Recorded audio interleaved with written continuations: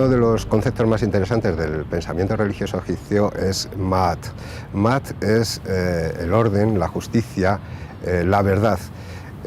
Suele ser representada como una divinidad femenina con una pluma de avestruz en la cabeza o en otras ocasiones como una estatuilla representando a esa misma divinidad. En realidad Maat es el orden tal y como se estableció en el momento de la creación por el Demiurgo o por Ra. El antiguo Egipto era un mundo mitológico donde sus habitantes temían la pérdida del orden cósmico, porque eso les llevaría al caos primigenio y no podrían lograr su destino eterno en el mundo mágico de los dioses.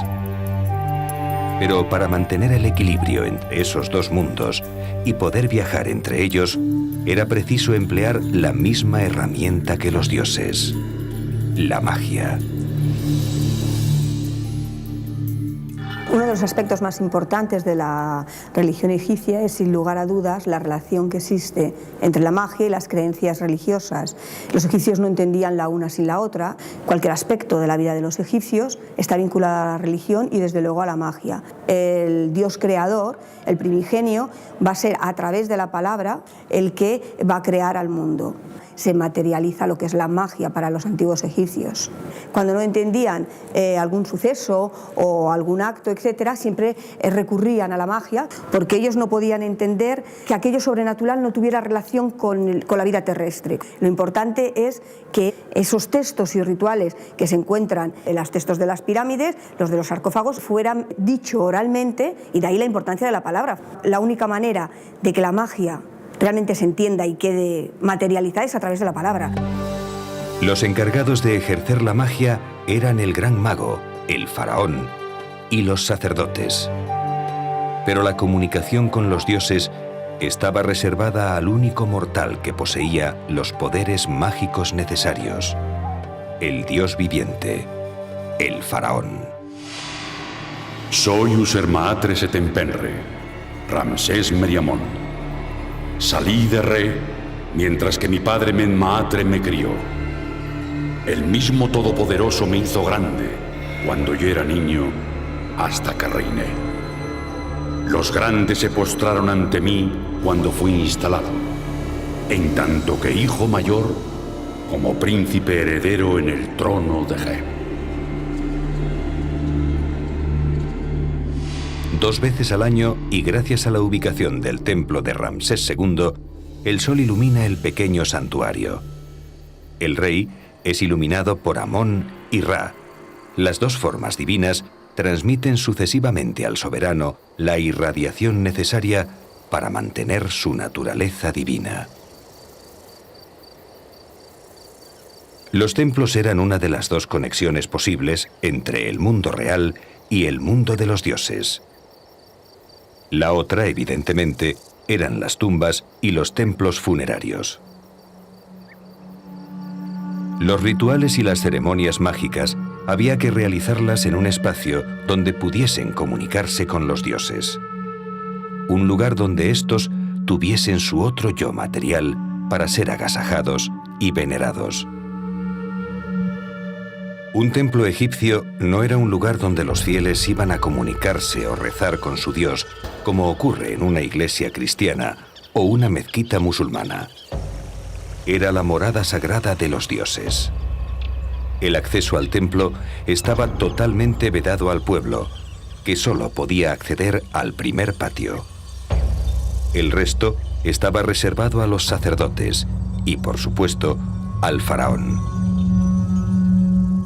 Aunque el faraón era el encargado de mantener el orden universal y el culto a los dioses, en la práctica, las ofrendas que se realizaban en los templos tenían que ser llevadas a cabo por otro tipo de personas, delegados del faraón, para que pudiera mantenerse el debido culto a las divinidades en todos los templos de Egipto. Esos personajes eran los sacerdotes.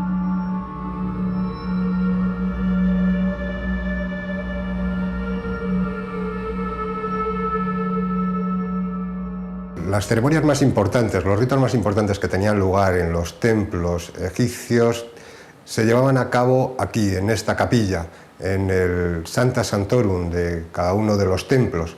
el lugar más recóndito y secreto del edificio cultual.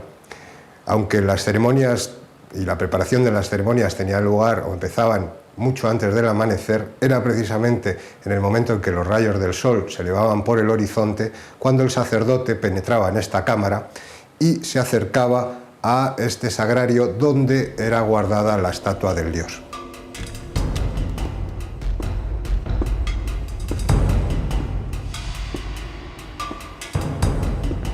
El sacerdote debía de realizar una serie de ritos ante la estatua del dios, destinados a velar por su purificación y alimentación. Todos los días se cambiaban los vestidos y los alimentos a las estatuas divinas. Acabadas esas ceremonias, las puertas del santuario se cerraban y el sacerdote abandonaba la estancia, una vez terminados todos los ceremoniales.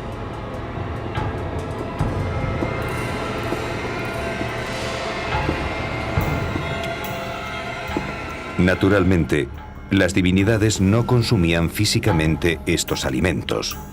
Tomaban la parte inmaterial, su esencia, que era con lo que se nutrían. Estos alimentos eran retirados al finalizar el día y repartidos entre el personal del templo. Las casas terrenales de los dioses, llamadas por los antiguos egipcios Hut-Necher, debían de estar construidas y diseñadas para que se pudiera establecer la perfecta conexión con su morada divina. El faraón y los sacerdotes eran necesarios para establecer el vínculo mágico, pero necesitaban el mecanismo que canalizase sus sortilegios.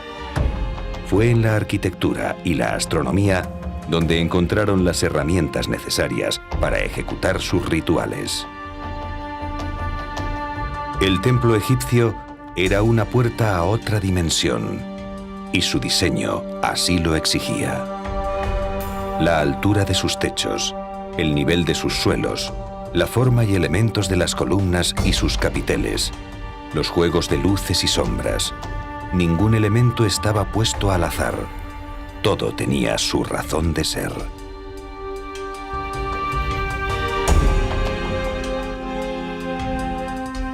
Al ser una residencia divina, debía de ser eterna. Por este motivo, su emplazamiento, orientación y los materiales de construcción tenían que ser cuidadosamente elegidos para tal fin. Al principio se utilizó el adobe, pero enseguida se sustituyó por materiales más duraderos. Esto supuso tener que desplazarse largas distancias para conseguirlos. Los constructores no se ciñeron solo a crear una morada a los dioses. El templo egipcio también era una representación del mundo y el cosmos. La explicación de las extraordinarias dimensiones de los templos del Nilo obedece a la concepción de la arquitectura mitológica egipcia, pues mientras los clásicos griegos y romanos construyeron siguiendo un patrón de proporciones humanas, los egipcios edificaron a medida de los dioses.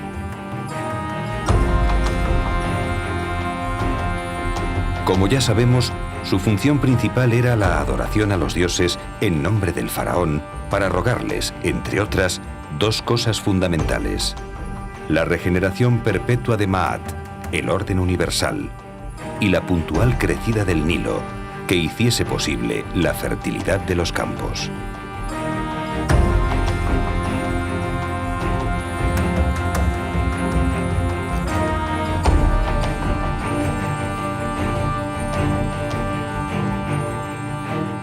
Pero su misión no se reducía solo al culto. Los templos eran centros de erudición y sabiduría. En ellos se formaba e iniciaba en los conocimientos de la magia y se guardaban los escritos sagrados. La forma de vida de los egipcios dependía en gran parte de los sacerdotes. La medida del tiempo, los calendarios, las fiestas y el culto a los dioses se decidían y proyectaban dentro de los templos. En todos estos actos, los dioses eran invocados a través de la magia. Era el modo de establecer la conexión entre la dimensión celestial y el mundo terrestre.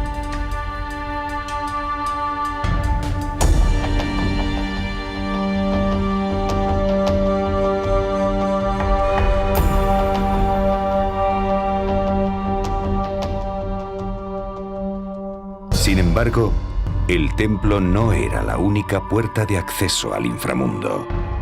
Existía otra, mucho más directa y definitiva.